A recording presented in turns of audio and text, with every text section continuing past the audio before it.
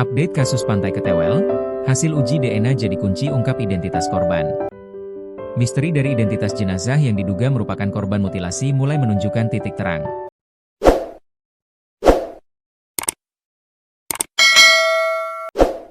Kepolisian Bali terus melakukan penyidikan dan analisis mengingat korban yang dimutilasi ini memiliki ciri-ciri yang khas sehingga seharusnya lebih mudah ditemukan. Namun nyatanya, sampai saat ini pihak kepolisian yang bekerja sama dengan DVI Bidokes Polda Bali dan Bidlab4 masih belum tahu identitas korban. Kabid Humas Polda Bali, Kombes Pol Arya Sandi mengungkap salah satu langkah tim penyidik saat ini adalah pencocokan sampel DNA tersebut dengan profil WNA asal Ukraina, yang dikabarkan menjadi korban penculikan sebelum ditemukan tewas. Kombes Pol Arya Sandi membenarkan bahwa profil WNA tersebut masuk dalam daftar prioritas pencocokan. Akan tetapi juga dicocokkan dengan korban-korban yang dinyatakan hilang. Ya, termasuk salah satunya itu, WNA Ukraina. Jadi kita berkoordinasi dengan pihak keluarga, kemudian mengambil sampel DNA untuk kita cocokkan dengan penemuan mayat ini. Apakah cocok atau tidak? Jelas Kabid Humas dijumpai di ruang kerjanya, pada Jumat 27 Februari 2026. Kami cocokkan dengan sampel korban-korban yang dinyatakan hilang. Untuk menentukan korban berasal dari mana, kami cocokkan dengan penemuan itu, sambungnya. Selain uji DNA, polisi juga tengah mendalami kemiripan ciri fisik, khususnya mengenai adanya tato pada potongan tubuh yang ditemukan.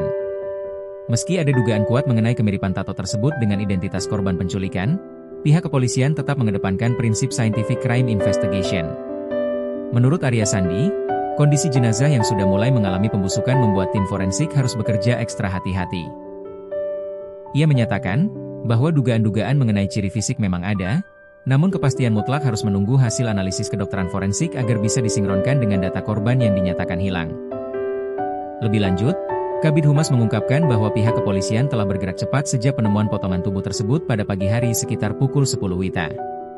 Proses olah tempat kejadian perkara, TKP, dilakukan secara intensif dengan melibatkan jajaran petinggi kepolisian setempat.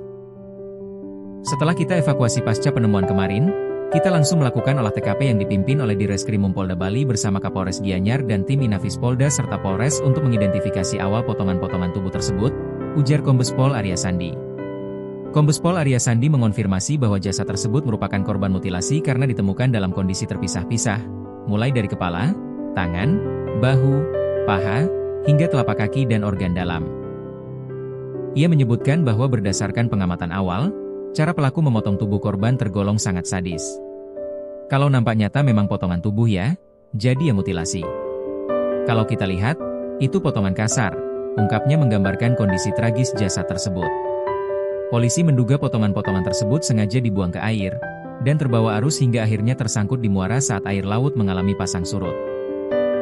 Sejauh ini, sebagian besar bagian tubuh telah ditemukan, namun beberapa bagian kecil seperti telapak tangan masih dalam proses pencarian oleh tim di lapangan. Sebagian besar bagian tubuh ketemu, mungkin yang hilang itu telapak tangan, semacam itu, sebagian lengan kanan kiri, dada, kemudian bagian paha yang ditemukan. Telapak kaki kanan, yang lainnya masih belum ditemukan, bebernya. Polda Bali berkomitmen untuk mengungkap dalang di balik aksi keji ini, sembari menunggu hasil resmi dari laboratorium forensik. Selain fokus pada bukti fisik, tim penyidik juga tengah bergerak mengecek keterangan saksi-saksi di sekitar lokasi serta memeriksa rekaman CCTV di seputaran tempat ditemukannya potongan mayat tersebut guna melacak jejak pelaku.